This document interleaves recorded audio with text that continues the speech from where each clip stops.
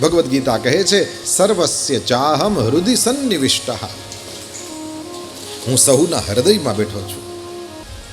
કોઈ ન હતું ત્યારે પણ એ વૃંદાવન વિહારી હતા, અને કોઈ નહીં હોય ત્યારે પણ એ તો હશે. આપણે એ મગજમાં રાખવાનું, કંઈ નહોતું ત્યારે કોણ ભેગું હતું, પછી તો આ બધું છે તો હોય જ ને. અને જે કંઈ નહોતું ત્યારે ભેગા હતા એ કંઈ નહીં હોય તોય ભેગા રહેશે. કારણ કે એ કોક વસ્તુ, વ્યક્તિ કે સંપત્તિ કે સુવિધાના આધારે આપણી ભેગા નહોતા, એ આપણી ભેગા જ હતા. અને એમાં સૌથી મોટામાં મોટું નામ લખી શકાય એવી વસ્તુ હોય તો એ એવું વ્યક્તિત્વ હોય તો એ માતા પિતા છે.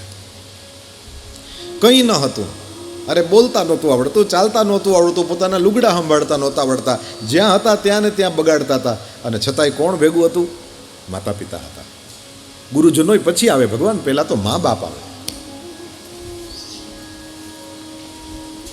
કંઈ ન હતું ત્યારે જે સાથે છે એ કદાચ કંઈ નહીં હોય તોય સાથે હશે.